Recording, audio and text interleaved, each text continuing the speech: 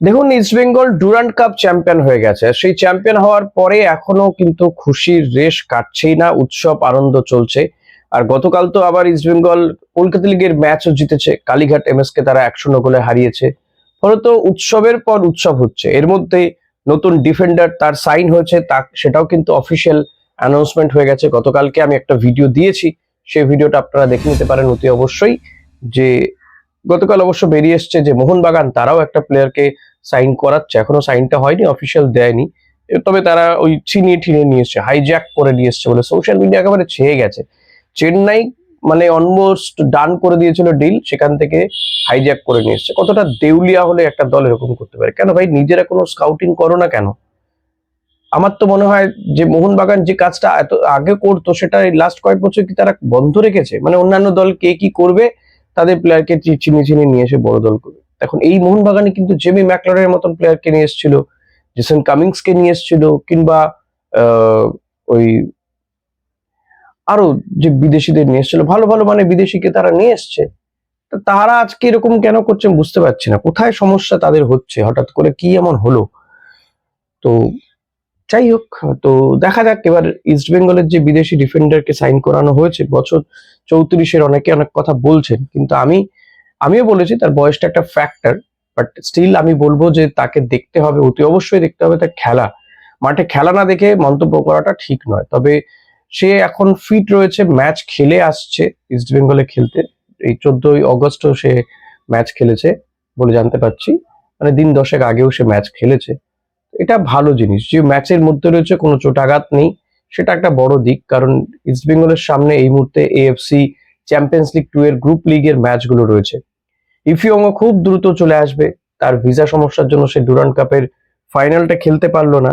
কিন্তু যাই হোক, তাকে এএফসি তে নামানোর আগে অন্তত ফিট করে নামাতে পারবে ইস্ট বেঙ্গল কোচ হাবাস। এর মধ্যে যদি ষষ্ঠ বিদেশিটাও কনফার্ম হয়ে যেত ভালো হতো।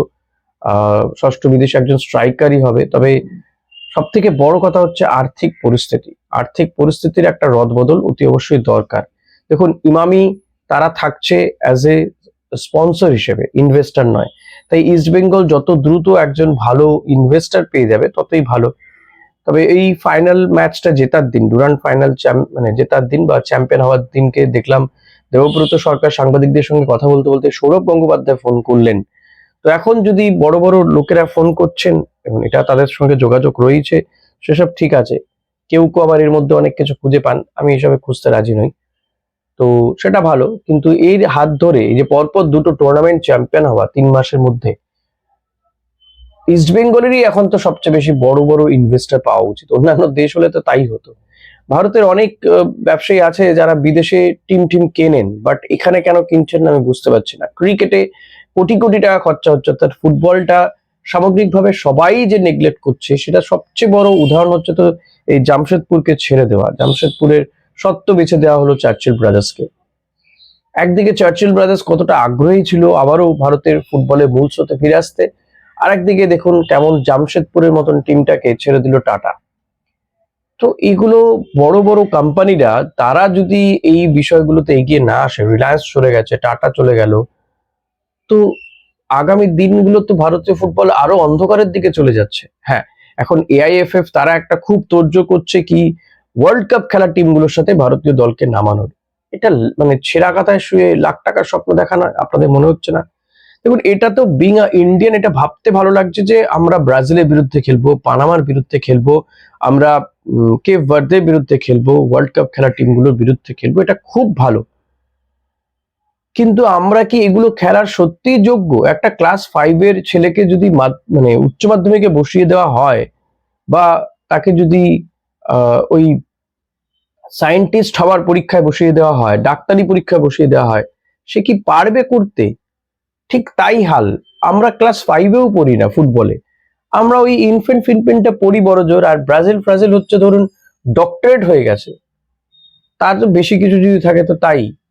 তো সেই একটা ইনফেন্টে পড়া ছেলের সাথে একটা ডক্টরেট পড়া ছেলের যদি তুলনা করেন, তা কখনো সম্ভব? মানে এটা তো কি বলবো, সোনার পাথর বাটি আর কি। তাই এই টিমগুলোর বিরুদ্ধে খেলে ভারতীয় ফুটবলের কোনো কোনো লাভ কোনো দিনও হবে না। ওয়ার্ল্ড কাপ খেলা টিমগুলোর বিরুদ্ধে খেলতে চাইছে। পানামার বিরুদ্ধেও নাকি খেলবে এবং সেটা হয়তো ব্রাজিল ম্যাচটার আগেই খেলতে পারে। সেপ্টেম্বরের শেষের দিকে খেলার একটা চেষ্টা চলছে। দুটো দেশই নাকি সম্মতি জানিয়েছে। তো হঠাৎ করে কল্যাণ চৌবে এই উদ্যোগটা কেন নিচ্ছেন?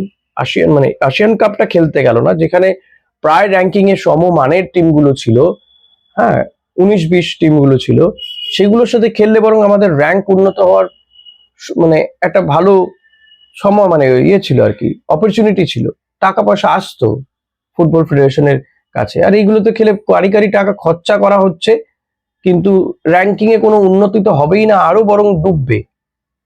আপনারা এই বিষয়টাকে কিভাবে দেখেন জানাবেন তো কমেন্ট করে। এদিকে ইস্ট বেঙ্গল এএফসি খেলতে বাইচুং তো ঠিকই বলেছেন, এএফসি খেলবে ইস্ট বেঙ্গল, তাকে কিছু টাকা তো দেওয়া উচিত। তার মানে বোঝাই যাচ্ছে ইস্ট বেঙ্গলে ভাড়ার অবস্থা ভালো নয়। প্লাস হচ্ছে ভারতীয় ফুটবলে উন্নতি চাইলে এই ক্লাবগুলোর পেছনে উন্নতি করা উচিত, মানে ক্লাবগুলোকে কি করে আরো উন্নত করা যায় সেগুলো করা উচিত, টাকা পয়সা সেখানে দেওয়া উচিত, গ্রাসরুট লেভেলে টাকা দেওয়া উচিত। বিদেশি কোচ এনে এই আন্ডার-15 আন্ডার-14 টিমগুলোকে কোচিং করানো উচিত।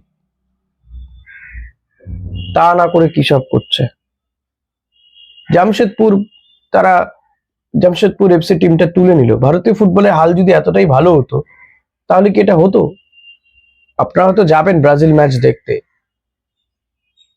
কিন্তু গিয়ে কি সত্যি খুব লাভ হবে বলুন তো? আপনি নেইমার জুনিয়র, নেইমারকে দেখবেন, ভিনিসিয়াসকে দেখবেন, সেটা ভালো। এটা পুরোটাই পলিটিক্যাল টাসেল হয়ে যাচ্ছে না? এক তো বর্তমান রাজ্য সরকার তারা দেখাতে চাইছে যে মেসিকে এনে পূর্বতন সরকার কি মেস করেছিল, কি খারাপ ব্যবস্থাপনা তাদের ছিল, আমরা দেখুন কি করে ফেললাম। দুই হচ্ছে কল্যাণ চৌবে, তিনিও নির্বাচনের দোরগোড়ায় দাঁড়িয়ে রয়েছেন, তাই তিনি একটা ভাবমূর্তি ভালো করার চেষ্টা করছেন এই সমস্ত টিমগুলোর ক্ষেত্রে, বিরুদ্ধে খেলিয়ে। কিন্তু আলটিমেটলি তাতে কি ভারতীয় ফুটবলে কোনো উন্নতি হবে? ইস্ট বেঙ্গল এএফসি খেলবে 16ই সেপ্টেম্বর থেকে। তো ইস্ট বেঙ্গল টিমটার প্রতি একটু তো অন্তত খেয়াল দিতে, নজর দিতে পারতো এআইএফএফ, পারতো নাকি? কি মনে করেন? দেখুন ইস্ট বেঙ্গলে আমার যদ্দূর মনে হয়, অফিসিয়াল অ্যানাউন্সমেন্ট তো আমি দেখিনি বা করেছে বলেও দেখিনি, তবে মনে হয় যে ইস্ট বেঙ্গল এই কয়েকটা দিন ছুটিতেই কাটাবে, প্লেয়ারদেরকে ছুটি দিয়ে দেওয়া হয়েছে। সেপ্টেম্বর মাসে শুরুতে বা অগস্টের শেষে হয়তো আবার প্র্যাকটিস শুরু হবে। ইন বিটুইন পিভি বিষ্ণু তিনি চোট মুক্ত হয়ে যাওয়ার চান্স আছে, ইফিয়ং চলে আসবে, আর আরেকজন বিদেশি তার তো সাইন হয়ে গেছে, অ্যানাউন্সমেন্টও হয়ে গেছে, হয়তো তাকে আনার তোড়জোড় শুরু হয়ে গেছে। তো এএফসি তে খেলতে নামার আগে যাতে গোটা টিমটা প্র্যাকটিস করতে পারে একসঙ্গে অন্তত দিন 15, সেই ব্যবস্থা কিন্তু ইস্ট বেঙ্গলের অন্দরে শুরু হয়ে গেছে। কারণ ইস্ট বেঙ্গল প্রথম ম্যাচ খেলতে যাবে হচ্ছে সেপ্টেম্বরে 16তে, তাদের প্রথম ম্যাচ রয়েছে অ্যাওয়ে ম্যাচ, আল হুসেনের বিরুদ্ধে খেলতে যাবে ইস্ট বেঙ্গল এই অ্যাওয়ে ম্যাচটা। ফলত ধরে নেওয়া যেতে পারে ইস্ট বেঙ্গল এখানে এই টিমটার উদ্দেশ্য, এই টিমটার সাথে খেলতে যাবে অন্তত পক্ষে 2-3 দিন আগে, ওই 12-13 তারিখ ওখানে চলে যাওয়া উচিত। তো সেখানে গিয়ে একটু তো কন্ডিশনের সাথে মানিয়ে নেওয়ার বিষয় রয়েছে। তারপরে 13ই অক্টোবর, 27শে অক্টোবর, 3রা নভেম্বর, 24শে নভেম্বর, 8ই অক্টোবর হোম অ্যাওয়ে ভিত্তিতে ম্যাচ, 16ই সেপ্টেম্বর পরে 13ই অক্টোবর, ইন বিটুইন আইএসএল ও শুরু হয়ে যাচ্ছে। তো ইস্ট বেঙ্গল আর কয়েকদিন পরেই কিন্তু নেমে পড়বে প্র্যাকটিসে। এফসি ম্যাচগুলো যথেষ্ট গুরুত্বপূর্ণ, ফুল টিম নিয়ে আশা করি খেলবে, এবং আমি তো চাইবো যে এর মধ্যে ষষ্ঠ বিদেশিও যাতে ইস্ট বেঙ্গল ম্যানেজমেন্ট কনফার্ম করে ফেলতে পারে, সেটাই তাদের দেখা উচিত এই মুহূর্তে দাঁড়িয়ে। তাহলে টোটাল টিমটা অন্তত দিন 10-15 তো প্র্যাকটিস করতে পারবেই। তো দেখা যাক সেটা কর্তারা কতদূর কি করতে পারে। আপাতত ইফিয়ং আর ওই দিয়োগোর আসার অপেক্ষা, তারপরে প্র্যাকটিসে নামবে ইস্ট বেঙ্গল টিম। বিষ্ণুর চোটটাও আমার মনে হয় ততদিনে রিকভার হয়ে যাবে। তবে হ্যাঁ, মহেশ কিংবা যারা ধরুন, মহেশের এক্ষুনি ফেরার চান্স কম, মহেশ ফিরতে অক্টোবরের শেষ হয়ে যাবে। তবে মহেশ এখন এটা ভালো দিক, সে এখনো রিকভার সেশন চলছে, তার জিম ফিমে যাচ্ছে, দেখেইছি আপনাদেরকে ভিডিও। তো হোপ ফর দ্য বেস্ট, দেখা যাক। এই টিমটা কিন্তু এখন উত্তরীয় মেজাজে রয়েছে, আর কিছুদিন রেস্ট পেলে টিমটা আরো ভালো পারফর্ম করবে। হোপ ফর দ্য বেস্ট যে এফসি তে ভালো কিছু হবে, দেখা যাক। আপনারা কি মনে করছেন কমেন্ট করে জানাবেন। ভিডিওটা শেষ করলাম, ভালো লাগলে লাইক করুন, শেয়ার তো করবেন অতি অবশ্যই। Thank you.